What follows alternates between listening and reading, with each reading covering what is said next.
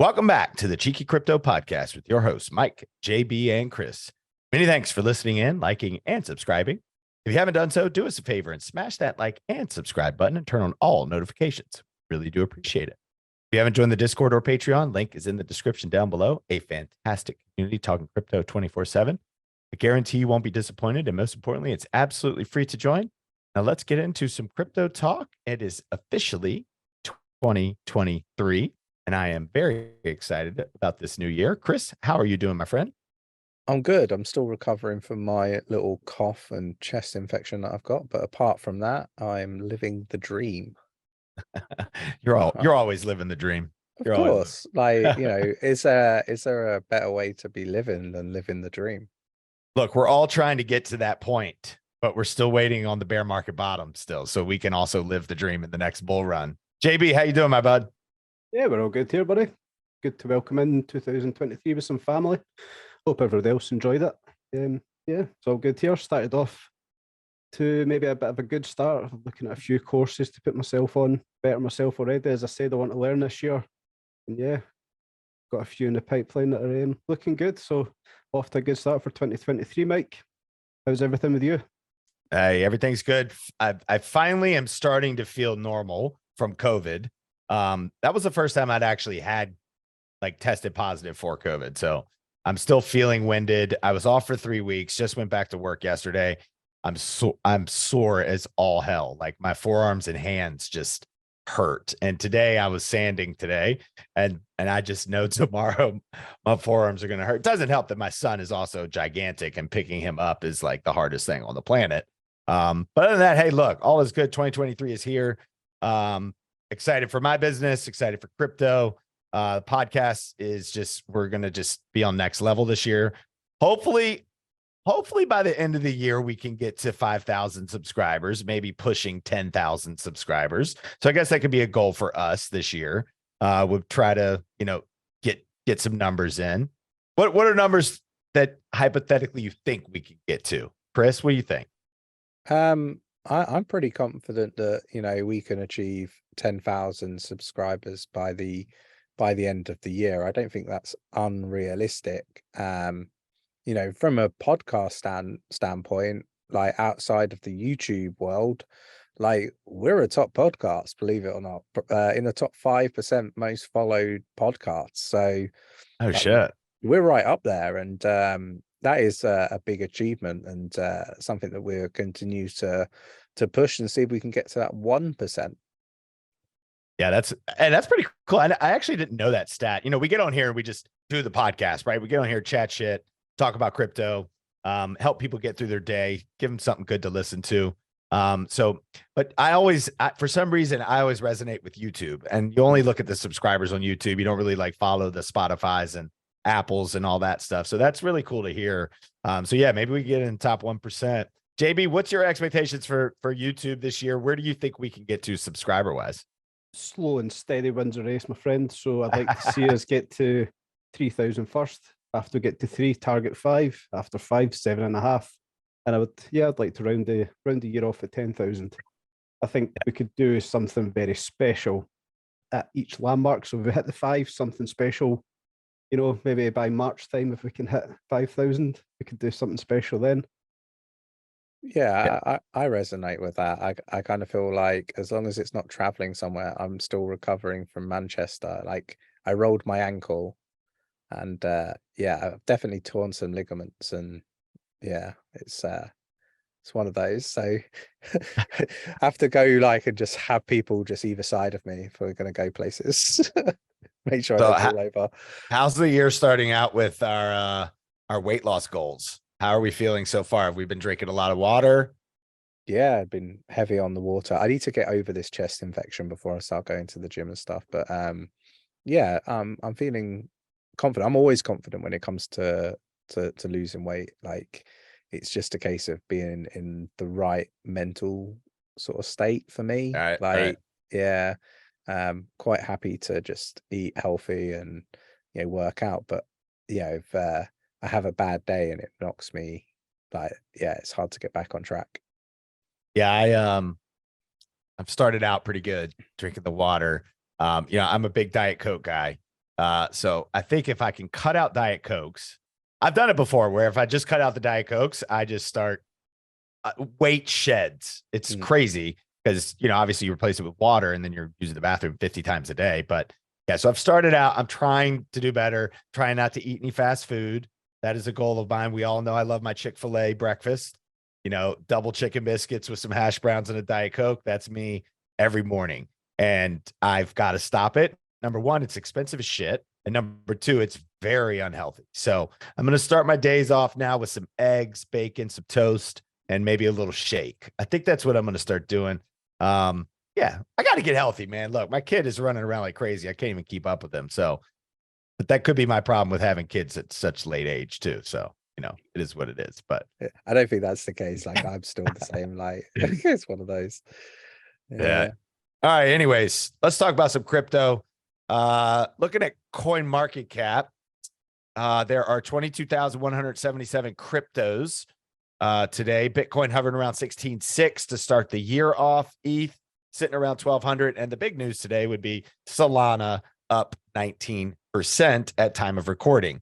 What are our thoughts on the Solana pump? JB, why is Solana going ape shit? I don't care. Yeah, I really don't know. I mean, I'm quick looking there. It's like 60 or 70% it's done in a week. You know, there's a lot of fear around Solana right now. I've no interest in the project. I'm probably the wrong person to ask about Solana. I think Chris might give you a better description as to what's going on around it. Chris, Yeah. Help explain what bonk is. I don't even want to go there. I kind of feel, you know, somewhat responsible. Did you check the Twitch stream that we did this morning? I haven't. You haven't, JB? Yeah, I was on Twitch this morning. Cool. I'm going to ask Mike if he can guess the bank. So don't spill the beans just yet. But look, bonk is a shit coin. It just happens that we called it out on a Twitch stream a few days ago, and yeah, the comment section was rather funny, and we kind of talked a little bit about, you know, what was being said, and here we are now, and yeah, bonk seems to be you know, doing all right, but it still is a shitcoin, and I believe people will still get, you know, caught out by it, and it's one of those situations. But you know, just circling back to Solana, I still think that we'll see under $5 for Solana. I think the pain is not done with just yet, and people will probably tell me I'm wrong and all that sort of stuff. But yeah, I did tell people to short it at $36, and we're what, $10 is it now? I don't even know what it is right now. It's higher than that because it's been pumping like crazy. Yeah. It's at $13. Yeah, I mean, that's still some distance from $36, but you know, I still expect under $5. I think the contagions not done yet. I'm expecting to see some more stuff around Genesis and Gemini, and you know, I think there's going to be some sales of Solana. So yeah, kind of mark my words on it. Snip this if you want to snip it, and have a laugh with me when I'm right. But you know, I feel very confident about this. With all that said, I do think Solana will go on to do very well. I just think that a lot of it's not really the project. The project isn't the reason why it's going to go down to these prices. It's really the environment, the VCs that invested in it, the big money that's going to cause the price to go down to these levels. Don't get me wrong, I'm not suggesting that they haven't got problems, you know, with the technology and stuff. They do, but then so did ETH when, you know, it first started. So I'm confident that it's got a place in the crypto space, if that makes sense, in the future. Yeah, it's interesting to see anything pumping today. I mean, if I'm looking at the stock market right now, stocks Dow's down 217 points, Nasdaq's down 134. Nasdaq's getting crushed today. Tesla's getting rocked. Apple's getting rocked. I think it's the start of people accepting the fact that a recession is going to happen. I think it's inevitable. Who knows how long it's going to take till we get to someone finally admitting that we're in a recession. But I think once that actually comes to fruition, like you're talking about, I think that's when we finally see the final dump that we're looking for. Is, you know, going into Solana going down very low. You're talking everything going down pretty low. Bitcoin heading down to 13K, something like that. But, you know, the start of it, I feel like today, obviously, first trading day of the year in the States, to see the sell off of Tesla, Apple, you know, projects like that, things that they've been having layoffs here and there. And I know Tesla came short on deliveries, and something else is going on too with it. But I think I need to find the tweet, but it lost some, what, 80 billion this year. Maybe I'm wrong on that. Wait a second. Let me find that correctly on Twitter. But they were throwing out some wild numbers this morning on how much they had lost in the past year. And they're just getting rocked today. So anyways, I'll find those numbers. I kind of feel like it's all irrelevant. I kind of feel like, you know, it'll bounce back. It's kind of the phase of, I guess, the market and the recession, or incoming recession, however you want me to term it, that, you know, is really having all of this level of impact. And supply chain is another aspect of things that, you know, are causing issues in the markets as well. So not surprised is kind of my stance on it. Yeah, when I'm scrolling through the Watcher Guru on Twitter, is interesting. He said over 8.3 trillion was wiped out of the US stock market in 2022. That's trillion with a T.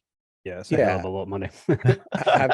Have you seen what BlackRock are saying about the central banks deliberately causing the recessions, and to expect, you know, this to be one of the worst, basically, in a nutshell? That's my words, not theirs, because I haven't got it up on the screen. So, but I believe that, and it doesn't surprise me to. But it surprised me to see BlackRock saying it, but it doesn't surprise me that that is actually what's happening. I mean, I've openly told you guys, like, my position in the market, where I am, and my expectations. Like, I think we've got a hell of a lot still to go. I think it's too soon to be skeptical about where we're going to end up in the bottom. Let's call it the bottom. I think it's far too soon to be skeptical as to what that's going to be. I see so much still to happen right now. That obviously you see the likes of BlackRock talking about it. It's massive. I don't see any. I don't see why we should be talking about the bottom just yet, as there's so much still going on the macro scale and the global economics. I think what's going to happen, and this might be against kind of the grain a little bit, is we have all this stuff happening, you know, and everybody seems to be of the opinion, a bit like yourself, JB, that, you know, it's going to be some time and it's all going to be extended from a crypto standpoint. But there is that niggly question that I've got in the back of my mind, you know, that maybe crypto does actually, and I say crypto, Bitcoin, Ethereum, Cardano, maybe it does become that hedge, and it does become that mechanism, that financial mechanism that, you know, the big money starts to roll into, as not a safe haven, but a potential safe haven, because it is the next iteration of the payment rails and payments. It is the next iteration of the internet. I do believe that everything will be tokenized, and, you know, we talked about this right at the very start of the Cheeky Crypto channel, the main channel.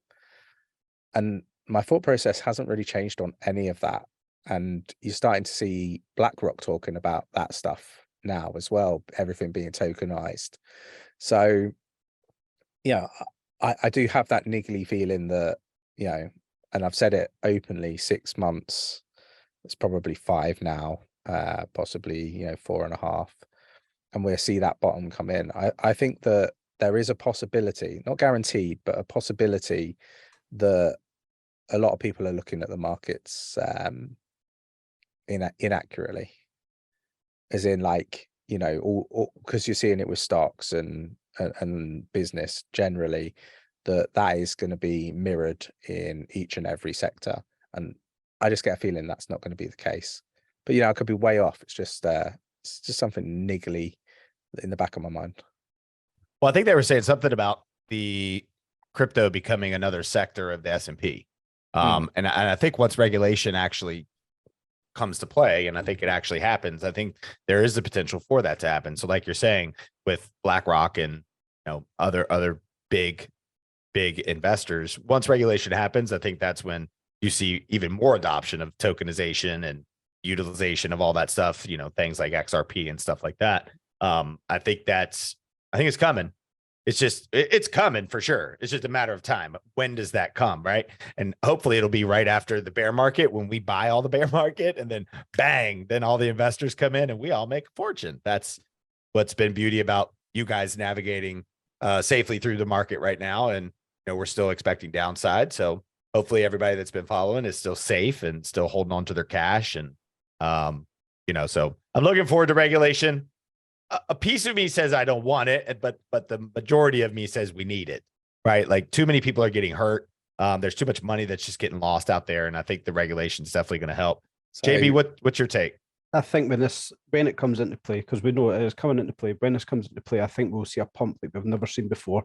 When big money comes into a safe space, which it will then become, because it's regulated markets, we will see a pump like you'll never expect, one that you wouldn't believe. If I was to say this is what I expect to happen, you would never believe it. I think we're going to see the mother of all pumps once we see full-on stable regulations in place in this space. Chris, what were you going to say? Well, I was just going to say something probably completely opposite. That's okay. Do it. Yeah, look, I think there will be the adoption. I do think that regulation is going to be that mechanism that makes that happen. I do think that we will see large pumps. I agree with all of that stuff. I just question how safe it's going to be with regulation.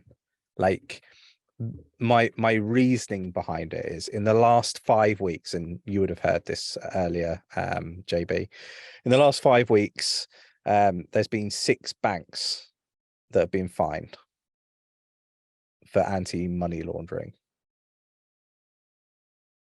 So, you know, how safe is it going to be? Like, when you look at the banking sector that are regulated, and yeah, they're getting all these fines, but these fines don't seem to be stopping the banks from continuing to do this, behavior, if that makes sense. Because if you go through and just go into Google, and feel free to fill your boots and do that now, everybody watching or listening, and search bank, fines, how many banks come up and how many fines have there been?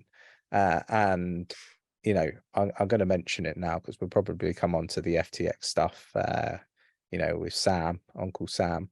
But Mike, what bank do you think has been commingling funds? Bank of England. No, don't be silly. The UK don't commit fraud. I have no idea. No idea. And there's a reason why you don't have any idea, because there's no damn coverage of it. And this is the point. It's it massively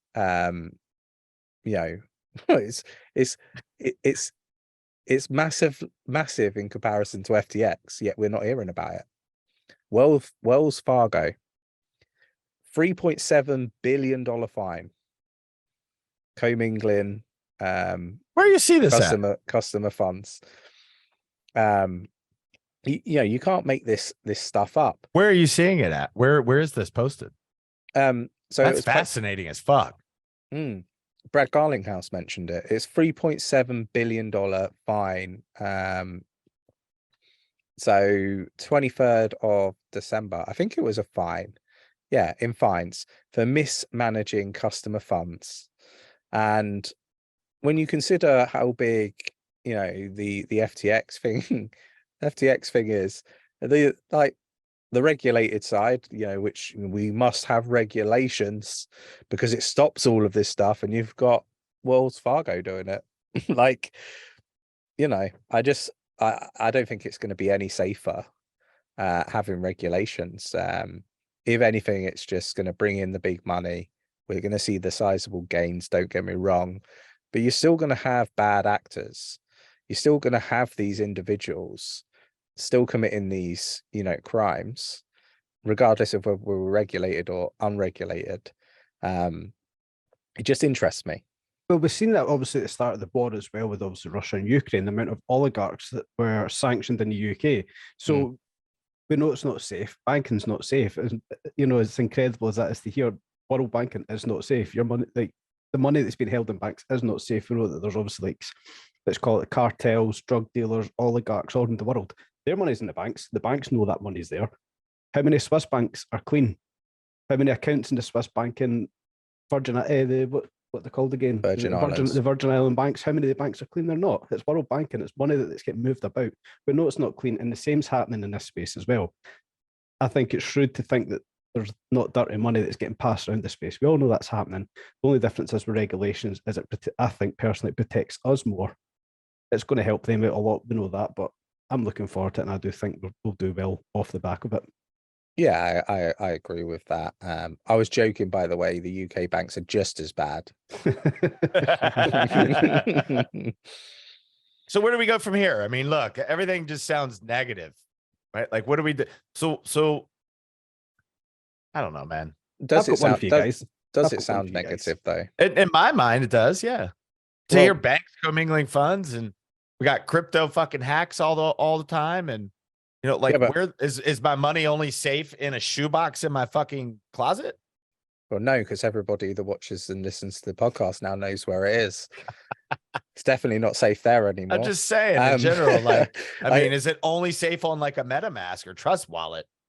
Look, the way I see it is, I think crypto and blockchain technology is the answer. We just need to remove that people element to it, wherever possible. Regulation brings more people involved. Does it though? I would assume so. Because the way I look at it, right, and for any regulators watching, maybe pull up your socks, because I'm going to be very, very critical here. But like, the regulators only seem to deal with issues in, like, I guess, in fines.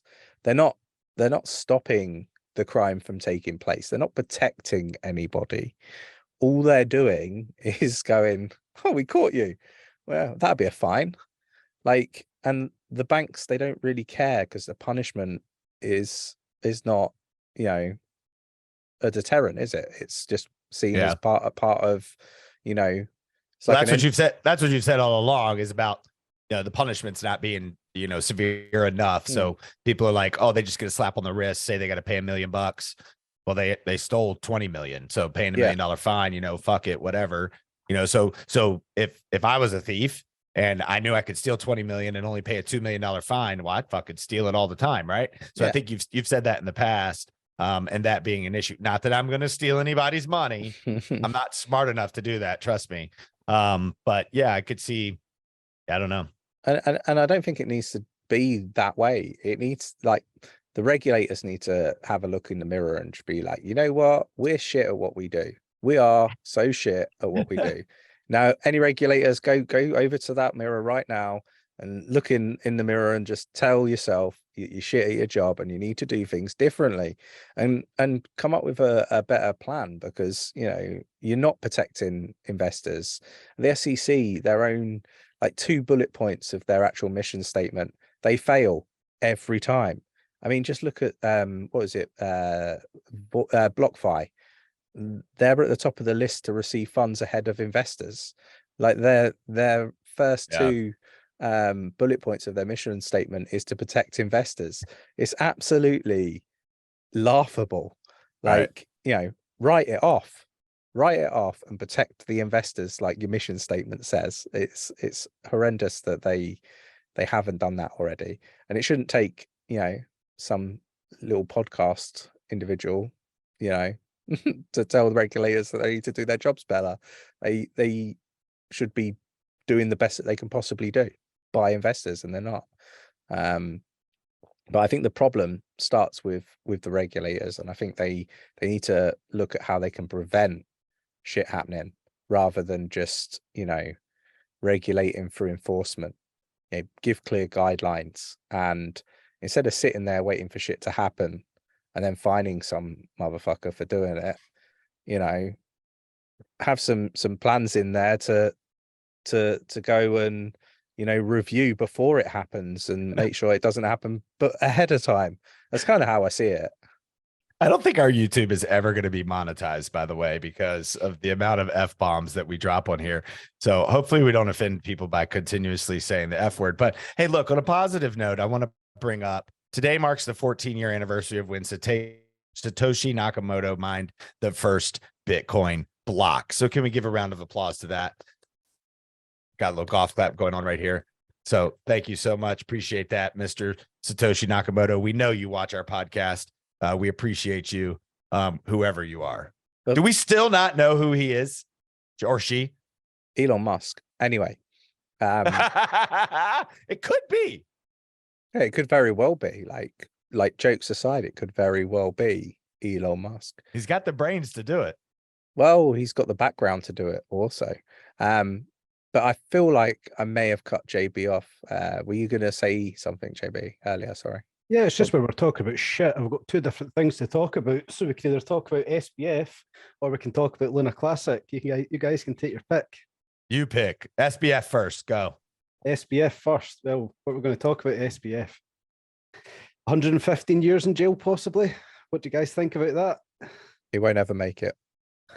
Chris is still under the belief that he is going to have like something's going to happen to him before he makes it to court.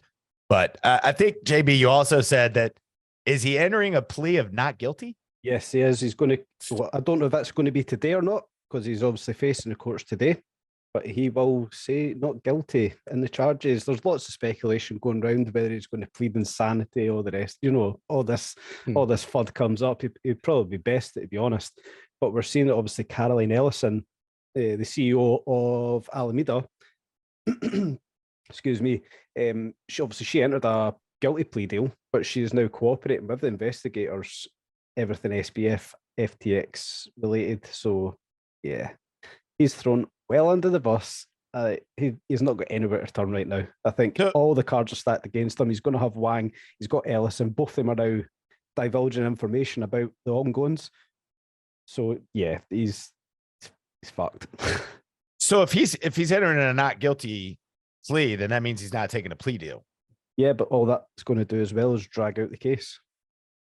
Well, yeah, obviously. And then I think the Bahamian authorities and the U.S. are fighting over the assets too. That's supposed to go down today, time of recording, where we're recording right now, January 3rd, I think.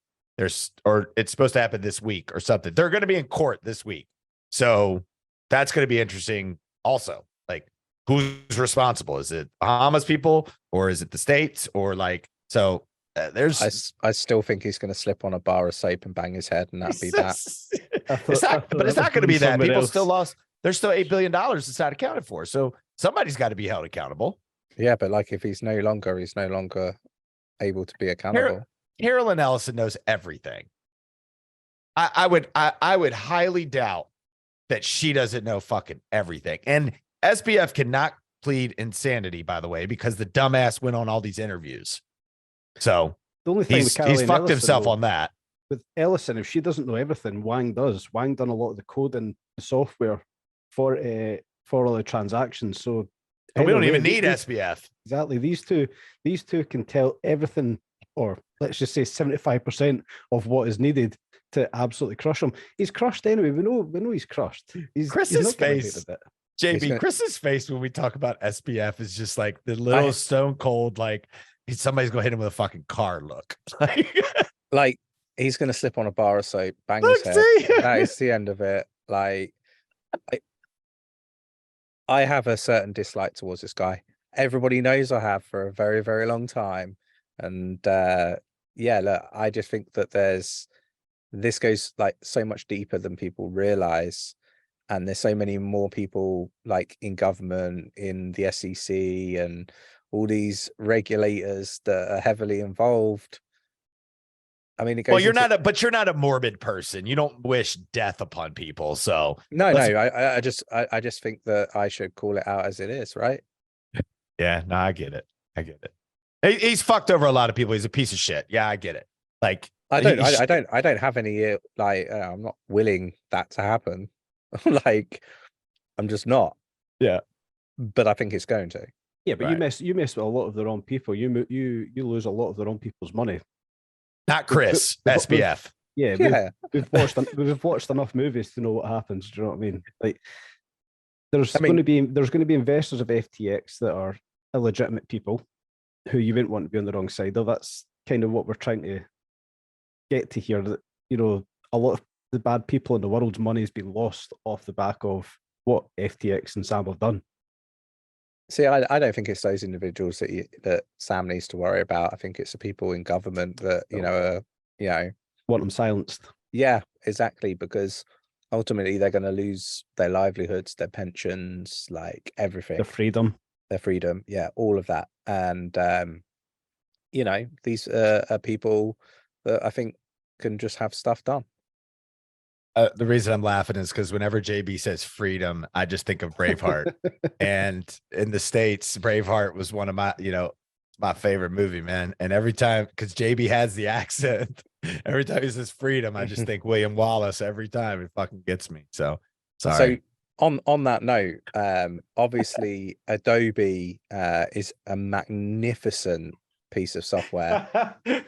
but it does have a little bit of difficulty trying to translate what it is that JB says. So any elevator talk today, JB?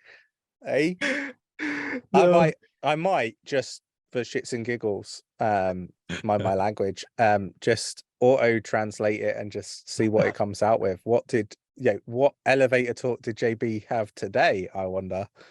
There were some interesting words that were said and not read correctly. Sexual and elevator in the same sentence, JB. Yeah. I've got a pass. We'll leave it at that. I'm gonna do it just for shits and giggles, and just wherever it comes out as. I don't understand why, because when I watch these back, I listen back, I sound so good because I talk really slowly and I pronunciate a lot better. I'm like, man, I sound like a totally different person. And then somebody else mentioned, what the fuck did you just say there? I want to throw something out that we haven't talked about in several episodes, and that's CZ. Where's CZ been? Holiday. Okay. A holiday during all this chaos. Like it's not, I don't know. Christmas. Do you think shit was getting too hot for him? No, I think he just actually took a break. I don't know. I have my Spidey senses tingling. Yeah, something weird. I don't know. You could be right. Could it just be he's on holiday? I mean, I would say that it's probable that he's taken a holiday. It's Christmas and New Year's. Nothing's happening in the market. Yeah, but crypto never stops. Christmas don't give a shit about Christmas. But like the range of price, nothing's really happened in that period of time. It doesn't tend to. If I was going to take a holiday, it'd probably be at the same time. Let's be honest. I like CZ. Sorry, Jamie, go ahead. CZ doesn't have to do anything. Everybody's running his exchange. The guy does not have to do a single thing. We've seen everything that happened when he spoke about potentially buying FTX. He didn't have to buy them. Where else were they going to go? They were coming to him all the time anyway. So he can just sit back and watch everybody come on, use his exchange and watch it grow. The guy doesn't have to do anything right now. TZ has made himself one of the faces of crypto, though. He's been on CNBC. He's talked on a lot of things. So, he still is in the public eye quite a bit. So for him to just disappear out of the public eye and not be on anything for 3-4 weeks, and maybe I'm just not seeing it. I don't think it was that long. I think you're not seeing some of it. Yeah. Whilst we're on the topic of CZ and Binance, here's another one from you. Obviously, Binance released their industry recovery initiative, and there's now talks of them supporting Luna Classic. Yep. it's Go going to into be detail, please. it's going to be one of these ones. So we've seen, I'll just quickly read off the paragraph that was here last week. Binance announced that it will burn 50% of link spot and margin tradings instead of 100%, and that they are suspending all the link burn mechanisms until March. But they've also welcomed developers to apply for the IRI, which is the Industry Recovery Initiative. Developers wanting to continue to build the Terra Classic chain may receive support from Binance as part of the initiative. And they also go on to talk about merging Luna Classic and Luna in the future. Who knows where this is going? It's just one of the topics that popped up. I was like, wow, what the hell's going on here? But it's not, we've got our views on Luna Classic. We know what's going on there. We've looked at it enough to understand what it is, but maybe there's some good things to come out. I think you're hopeful that good things are coming out because you still hold Luna Classic. I don't hold Luna Classic anymore. I sold it, remember, for the board. Oh shit, that's right. That's right. Yeah. That's right. That's right. I'm just, as I said before about Luna Classic, the only reason I've got it still there in the back of my mind is the hope behind it possibly recovering the funds for the average investor that lost through Luna. I'd love to see that happen. So I think that is the main utility behind Luna Classic, is to help obviously recover funds. I'd like to see it happen, so why not try and push it? It helps people out in this space for once. Yeah, I think Nick had talked about it. Maybe Chris and Nick both talked about it possibly becoming, maybe in the meme coin world. But if it does get into that space of meme coin, Doge, Shiba Inu type thing, bonk, just saying, it could recover. There's potential, because if it gets a hold of that type of investor, I mean, it is cheap as shit. I mean, a lot of money could go at it. I think they were saying, I don't know how much total is involved with Shiba Inu and Doge right now, but I want to say it's like $30 billion. Billion with a B. So like meme coins, as much as like I got started in my crypto space because of Shiba Inu, meme coins still, people throw money at that shit. And I think they're just obviously on a hope and whim that they caught at a low price and they're going to make a fortune off of it. Like my lawn care guy with Dogecoin. Of course, though, you see this with Luna Classic. The whole drive behind Twitter is to get it to is it a cent, then 10 cents, then $1. Listen, if Luna Classic ever goes to $1, nobody has to worry about money for the rest of their life. Okay. Yeah. I mean, what's the Senate just now? 0.00015 or 16. When I first bought Luna Classic, it still had 4 zeros. So it's moved a hell of a long way. And can it do that again? Potentially. It may lose another 0. It's not going to lose 2 or 3 more. I don't personally think anyway. Chris, you're awfully quiet about Luna Classic. Yeah, I just I don't have any time for it. I just don't. I just, it's one of those, look, things can change, and we'll continue to monitor the situation and stuff like that. But anybody that watches the channel knows that I'm definitely a utility altcoin kind of guy, right? Like, I'm looking for real world utility, looking for solid teams. What I'm really not looking for is like, a coin that was a scam, that might, maybe, possibly, if we daydream a little bit longer, actually do something. So yeah, I'm just not that guy. It's the same with SHIB and Dogecoin, and like a lot of these were, they were joke coins. Like, let's be honest. I think built in a bedroom in half an hour. Yeah, and that isn't something that I would invest in. Like, if you think about it sanely, like, why would you invest in it? Like, you're telling me you never bought any Shiba Inu or Dogecoin? That's exactly what I'm telling you. Yeah. Not even a $1. Not even $1. Not even a cent. Interesting. JB, did you invest in either of those? I don't think so. I think this is the worst coin I've ever invested in, was Luna Classic. I don't think I went below it. So I'm the ultimate uber fucking retail investor on the podcast, because I actually put money into Shiba Inu. Yeah, it's not something I've touched. Hey, but I'm on a podcast now because of Shiba Inu, and I found Chris and Nick because of Shiba Inu. So it's not all bad then. It's not all bad. We've all got our own journey, my friend. We've all got Look, our own journey. I'm the fucking gnome now because of Shiba Inu. You are the gnome. Like, yeah, I love the fact that you've got the name. I'm still waiting for your actual name to come into stock. Say hello to my little friends. Yeah, it's not that sort of podcast. So whilst we're talking about obviously the projects that we're big on, we know AK is massive on XRP. We've seen a lot of movement for XRP recently, guys. What do we think? Yeah, I mean, I was joking off air that the money that was sent to, well, I say the money, the XRP sent to the exchange was to pay the fine. There's a settlement on the way. I jest. Who knows what that's for? But yeah, it could be. No, but what Chris is talking about there was 40 million and 30 million, two separate transactions sent from an unknown wallet to Bitstamp of obviously XRP tokens. So what's that? Maybe $23 million worth of XRP moved. We've also seen a vast amount of XRP unlocked from escrow as well from the turn of the year. We've seen a massive dump that XRP took. Was it to 30 cents? So, you know, there's been a lot of movement in XRP. We're seeing a lot of XRP getting locked back up again. So, yeah, why is there a difference in the money that's been unlocked then relocked? There is a big difference there. So where has that money went? Was that the big dump we just had? It could be a number of things. They could have another, you know, channel opening up around the world. You know, we know that they're still, you know, building and being adopted around the world, and so there's that element. There is me joking around that it could be the money for the settlement with the SEC. You know, there'll probably be headlines tomorrow. Cheeky crypto say money transferred is for SEC lawsuit settlement. I can just see the headlines now. You know, nothing surprises me after Bonk. The numbers I've just seen there, just had to pull it up, was 900 million XRP was unlocked from escrow on New Year's Day.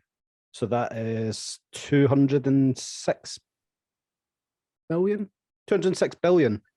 Yeah, the thing is with these is they do unlock it every month and then lock it back up.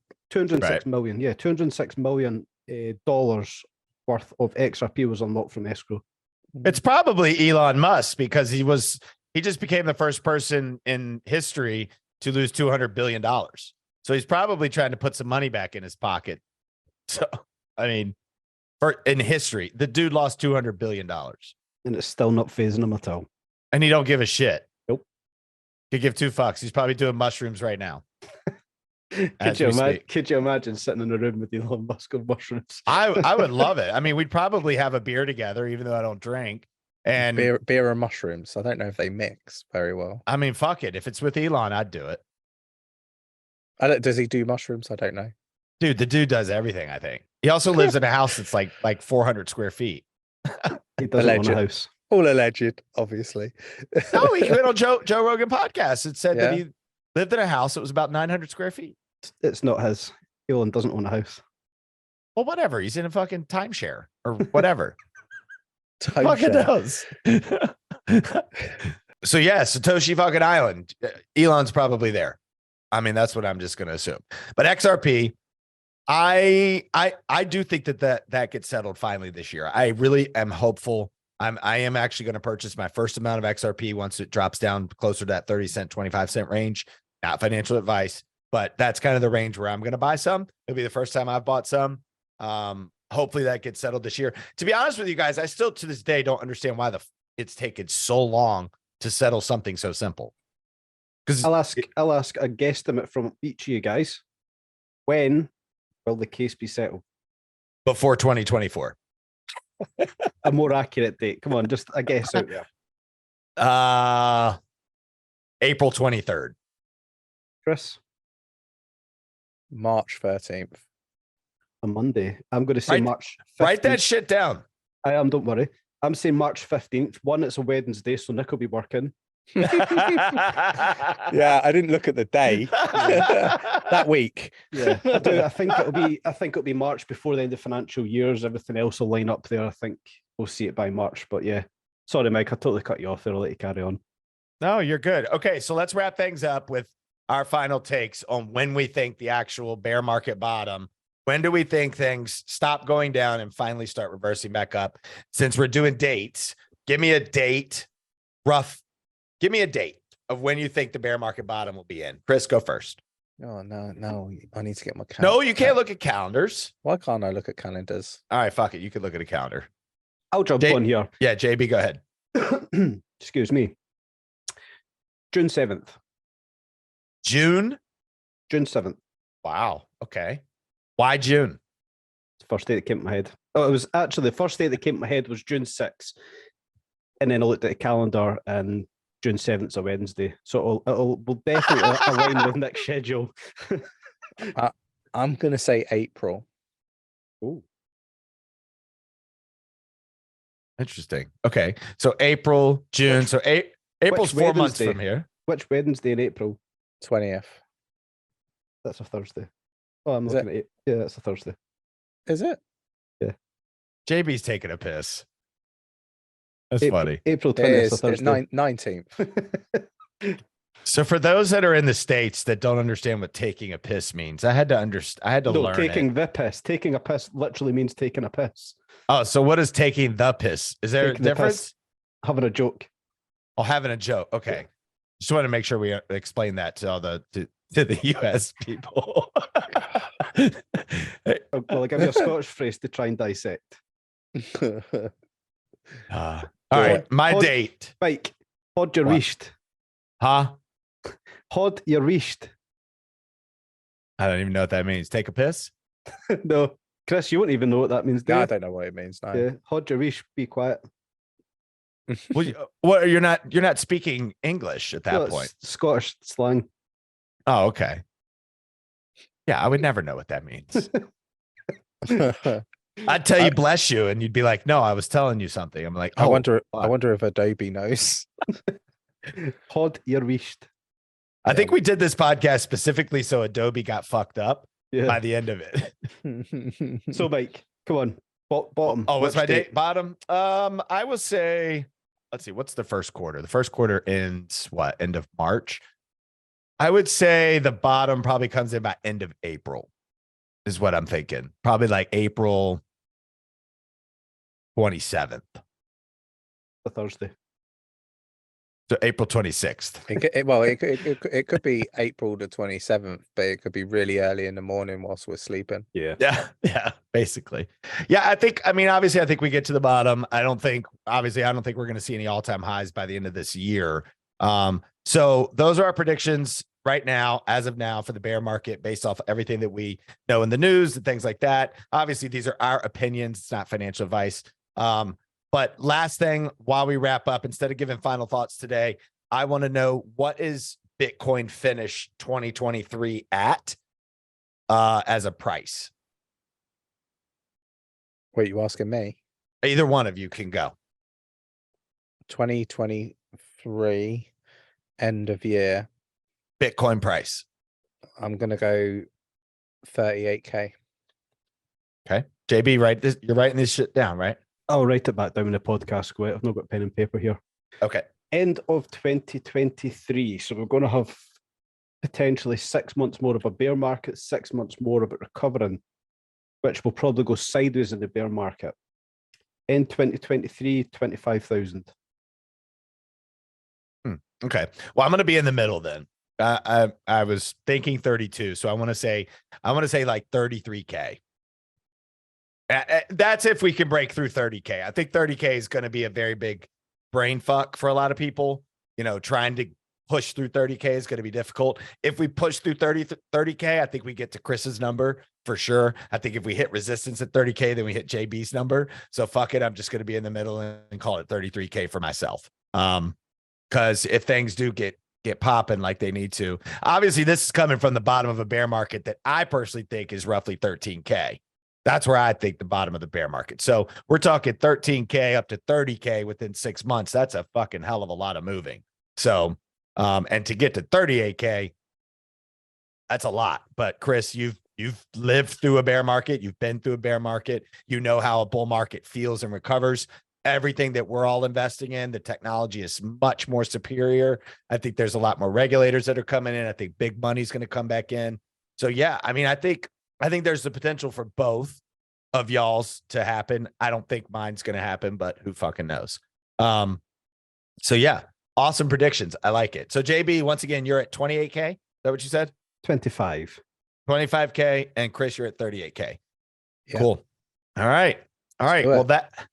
that's going to be it for today. Yeah, I guess we'll just catch you guys in the next one. Thanks so much for listening in. Make sure you smash that subscribe button, because a lot of y'all are being lazy. So smash that damn subscribe button, please and thank you. And we'll catch you guys in the next one. Take care. Bye.